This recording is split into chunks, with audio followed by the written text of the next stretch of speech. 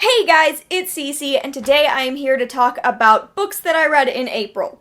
Part 1. So when I do wrap-ups, I like to give fairly detailed reviews of the books that I read. I like to really express a lot of my thoughts, and I think that a lot of you appreciate the amount of detail that goes into my wrap-ups. So, the first, 3 weeks of April, I read 6 books, and I was planning on just putting everything into a big wrap-up at the end of the month, but I'm currently participating in a readathon called 25 in 5, which is about reading 25 hours over 5 days, and so far in that readathon, it's day 3, and I've completed 4 books.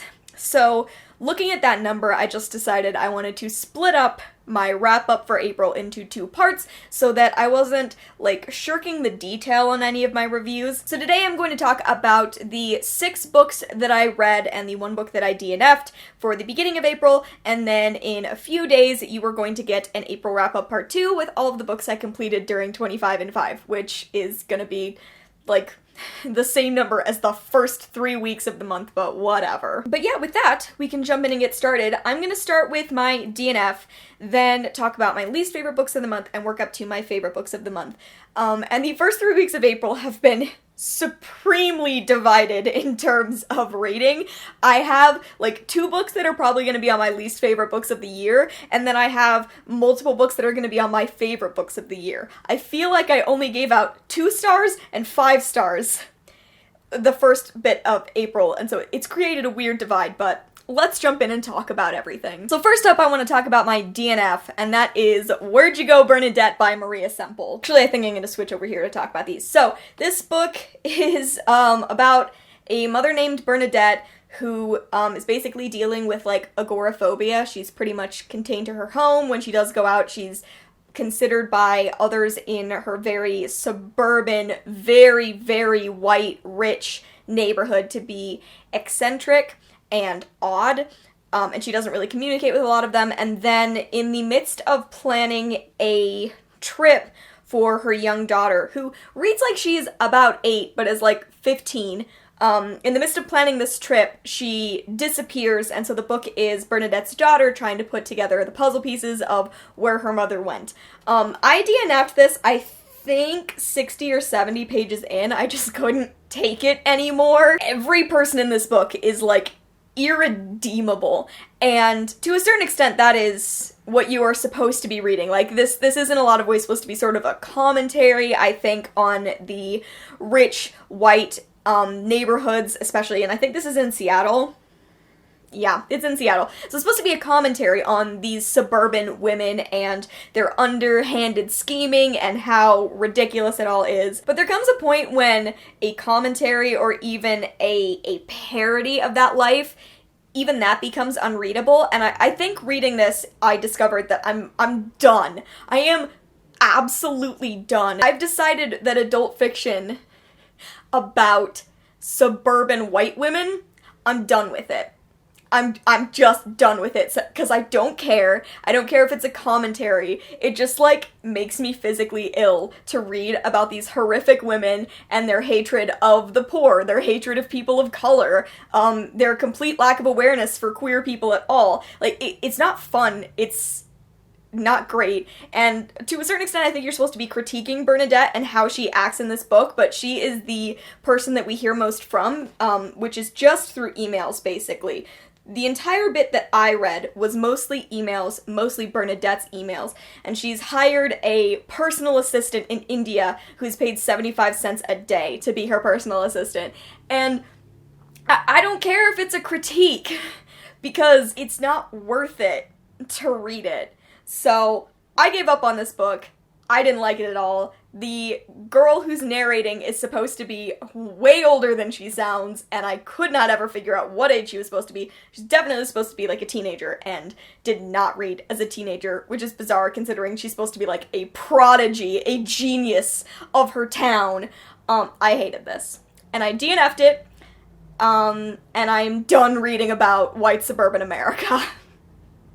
Because it's gross. Moving on to books I finished, let's talk about The Devouring Gray by Christine Lynn Herman. One of my most anticipated releases of the year that I absolutely hated. I am so sad. I cannot express to you how sad I was reading this book as it became more and more apparent that I just hated it. This is about a town in upstate New York called Four Paths, and it begins with this girl moving there. Her name is Violet, and it turns out that she is descended from one of the four founding families of Four Paths, and those four families trapped an evil creature in, like, another dimension, sort of, and it is up to the descendants of the founders to continue to protect the town. Then, like, there's also sort of a critique of bloodlines of the people in the town starting to really resent the founders and the power that they have over everybody else. And multiple of the main characters are descendants of central families who do not have power anymore. And so they're sort of dealing with, like, familial expectations and that kind of thing. This was, like, a combination of a lot of really great media if it had been done terribly. So this is pitched as, like, The Raven Boys and Stranger Things. It's literally on the cover, and I really wish those comp titles hadn't been used, because yeah, it was The Raven Cycle, but shitty, and yeah, it was Stranger Things, but shitty. It took until 3/4 of the way through for me to start distinguishing a few of the main characters from main characters of The Raven Cycle. Like, for the first 3/4, it felt like I was reading Raven Cycle fanfic, but, like, bad Raven Cycle fanfic that Justin, the main character, is basically Gansey with a hint of blue, and his best friend Isaac is, like, the most ridiculous Ronin ripoff. It's eye-rolling material. The other thing this was pitched as is, like, sort of a more diverse version of the Raven Cycle, which I also question, because it feels like this had maybe a couple more queer characters than the Raven Cycle does, and it does have a main character who has a disability. One of the main characters has lost an arm at some point in the past, but I've read from disabled reviewers that they didn't really love that representation and that the character wasn't that great for that representation. There were, like, no people of color in this town, so that's confusing as far as being like, it's more diverse when the biggest critique of the Raven Cycle is the lack of people of color, and I agree with that critique, but, like, this didn't improve on it. People of color were still shoved in the background. And I think my biggest issue with this is nothing mattered. Nothing ever made an impact on the plot. And then as soon as something did make an impact on the plot, all of a sudden they would introduce a new plot element out of nowhere that fixed that development. Like, you're like, oh my god, finally, something happened! And then the next chapter they're like, oh wait, but you didn't know about this plot twist which immediately fixes it. Which I think is really lazy. So, I didn't like this book. I gave it 2 out of 5 stars. I'm grumpy about it. And I am fine just going and consuming the pieces of media that this was ripping off that I think are actually good. Yeah, like, this had a lot of queer characters. Multiple characters are on-page bisexual. People are being weirdly quiet about this, and I don't know why, because we've talked about this booktube. Sexuality is not a spoiler. So, Violet, one of the main characters, is bisexual. Isaac is bisexual. There are a couple of adults who are also bi, basically. Just, I didn't like this. I thought the writing was cheesy. I didn't like the plot. I didn't like how it was written. I didn't like any of the things that were revealed or how they were revealed. Moving on. Next we have one of my middle grade books, The Girl Who Drank the Moon by Kelly Barnhill. I guess I didn't talk about this at the beginning of the video, but my theme in April was to read no YA, so, The Devouring Gray is the only YA book on this list. Everything else should be adult or middle grade, and The Devouring Gray was only on this list because I finished it the day after March ended. So, The Girl Who Drank the Moon. This is about a small town near the woods there called the Protectorate, and there is a witch in the woods who demands a sacrifice of one child every year to, like, prevent her from attacking, the town. But this is a lie made up by the Protectorate in order to keep everybody in line. There is actually a witch in the woods that they don't know about, but the witch is a kind witch who keeps finding babies in the woods and being like, what's the deal, Protectorate? Why do you hate babies so much? But she never looks into it. She takes the babies to the other side of the forest and gives them to loving homes, and along the way she feeds them starlight, which keeps babies healthy and they are more successful later in life. And then one year she takes a baby and accidentally feeds the baby moonlight instead of starlight, which imbues the baby in magic, and so the witch decides to keep her. I feel like I have one central complaint about I have two central complaints about this book, and it is perhaps possible that both of these issues are related back to the central theme of the book, but I don't think it was done well enough to actually matter.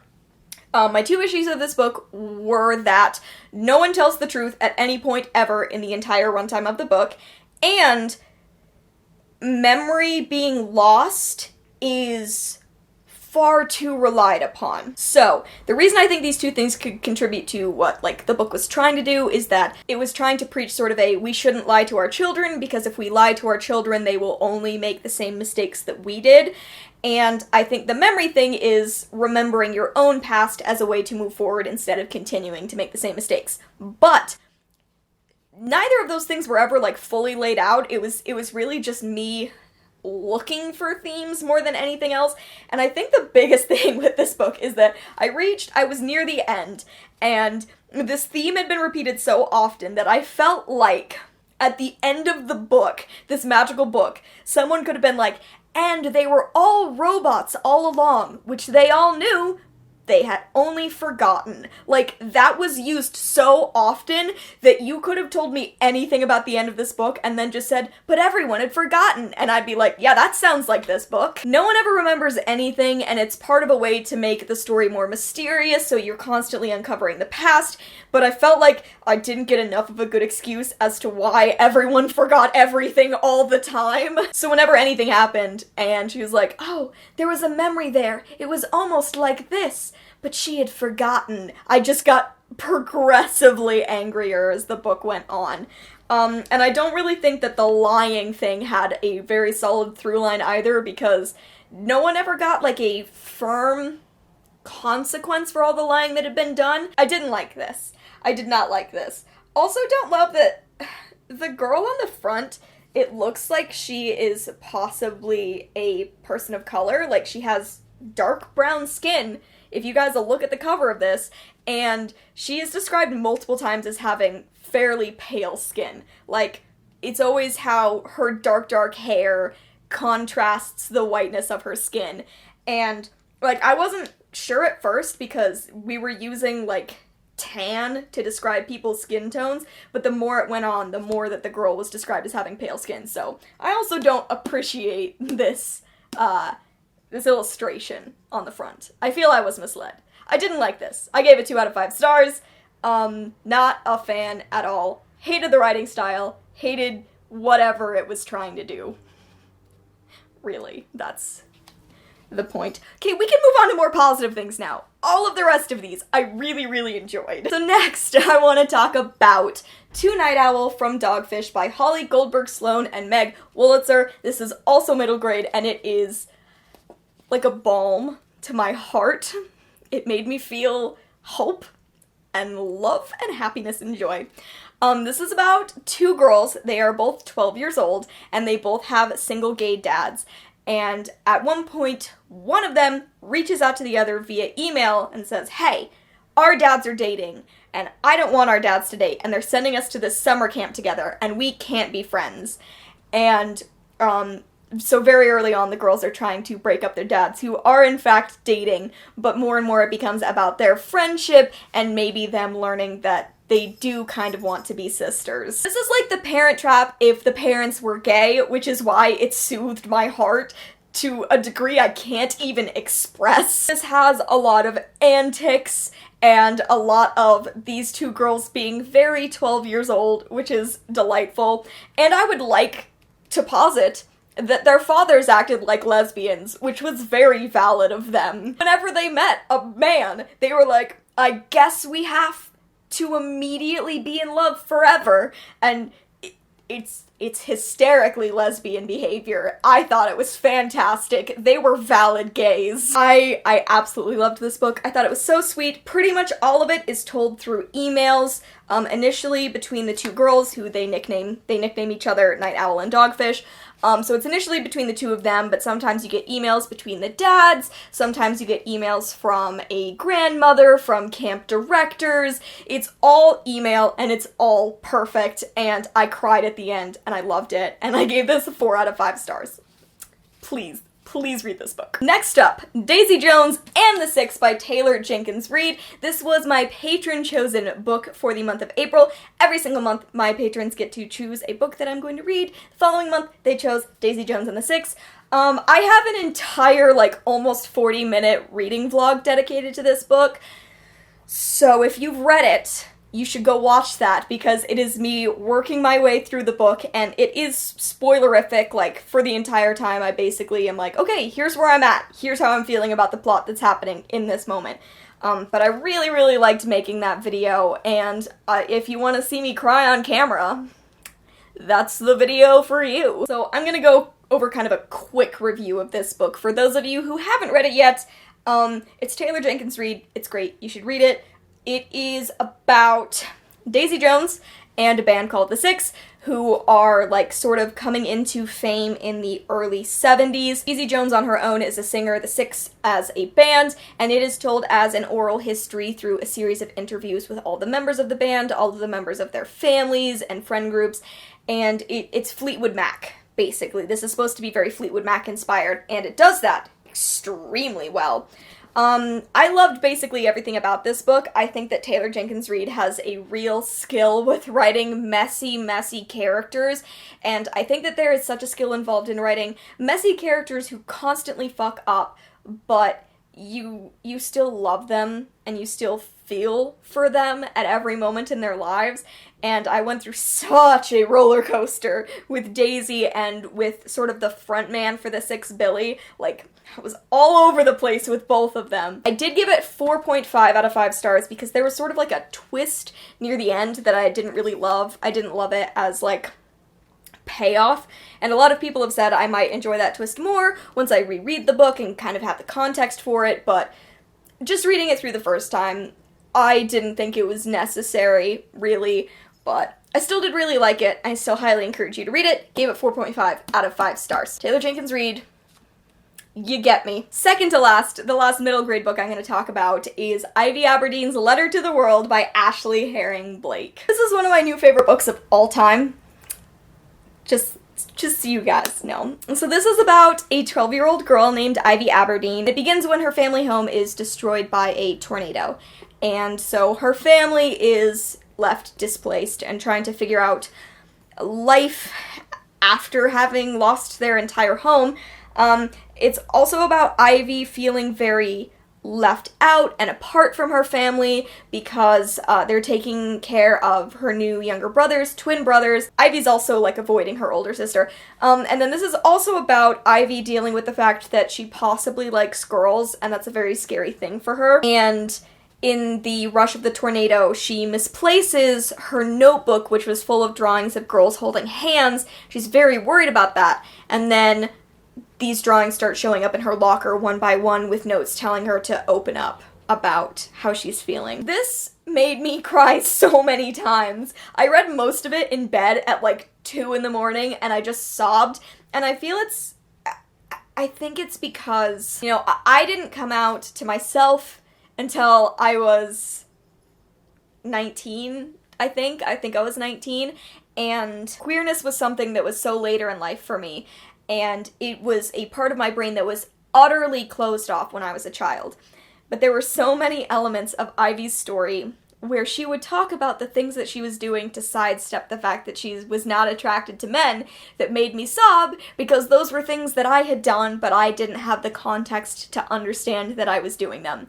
It pieced together things for me, but it also broke my heart, and there was real self-examination going on reading this book about this sweet 12-year-old girl who I just wanted to hug close to me. Her family ends up staying at an inn, and the innkeeper is a queer woman who is very much trying to reach out to Ivy Ivy because she sees something of herself in Ivy. It's pretty clear that she thinks Ivy is probably queer and is looking for someone to open up to about that. And I was like, oh my god, if that ain't me.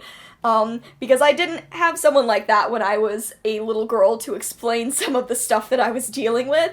There was a bit in here where Ivy was talking about trying to convince herself that she liked boys. And so she would picture these sort of generic tall boys with floppy brown hair who were awkward and non-threatening. And that was the first point at which I had to set the book down and just sob, because that's exactly what my entire adolescence was like. I just didn't realize that that's what I was doing. This book is absolutely brilliant, which everyone knows already because everyone loves this book. I didn't know how much this could mean to me, and it means the absolute world to me. It means the absolute world to me. And I gave this 5 out of 5 stars. Clearly and obviously, it's one of my new favorites of all time. This book is just a little puzzle piece in my heart that I didn't know I needed there. And I love it. And the final book that I'm going to talk about in this part 1 April wrap-up is The Long Way to a Small Angry Planet by Becky Chambers. I finally read it, you guys! Look! I did it! So this is sci-fi about a crew on a ship called the Wayfarer. Basically this crew, like, they punch wormholes in space to create travel means between different planets. And this begins with a main character named Rosemary joining the crew for the first time as a clerk, and she's kind of hiding something in her past and she's looking for a fresh start. And there's this ragtag group of people out in space who get offered an incredibly lucrative job that is going to pay them better than anything that they've ever been paid before, but it's also really dangerous and it's going to take, like, in this it says a little over 1 standard. 1 standard is longer than 1 Earth year, so it's, I don't remember exactly how long it is, but at one point I think they said 3 standards was about 5 Earth years, so do math, figure out what a standard is for 1 year. Anyway, the point is this was perfect. You were all right, this was perfect. I feel like this is one of those books that people would read and be like, nothing happened in this book, which is my go-to for plot. As soon as people are like, nothing happened, I'm like, oh, you mean it's a book just about character development? Please give it to me. And that's what this was. Like, there were moments when things happened, but they weren't life-altering. They were just sort of, it was a year in the life of these people on a ship, and learning to become a family, and learning to accept a new member of the family, and there are ups and there are downs, and they go to markets, and sometimes they're boarded, but they're just visitors making their way through the universe and making their way through life, and it was absolutely brilliant. It was so brilliant. And this was recommended to me especially because there is a female-female romance, which someone, for some reason I said a central female-female romance in my TBR video, despite the fact that I know it's not central. It's just sort of like a very, very side plot that happens much later in the book. But, like, you're in space in the future, and there's just this indication that no one really cares about sexuality anymore. No one cares that much about human race anymore. And Rosemary is a human, and she is a woman of color. She's described as having fairly dark brown skin, because that's how most humans look like at this point in human civilization. There are multiple alien members of the crew, who are fantastic. I loved this. The way that I started describing this was it's Firefly by way of Star Trek, which, you know, those are 2 of my favorite sci-fi things.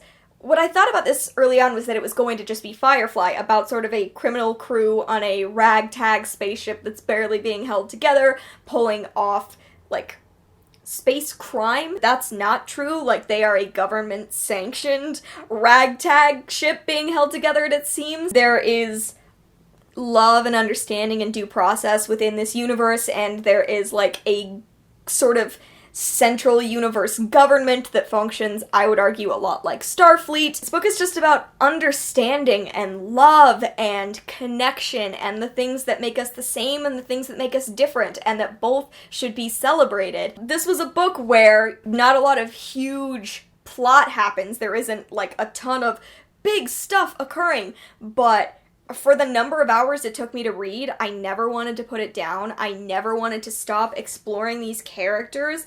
And there came a point when I sort of got to stop worrying all the time and realize that it wasn't the sort of book where, you know, anything could happen in a given moment and everyone would be in peril. It wasn't like that. It was small and it was quiet.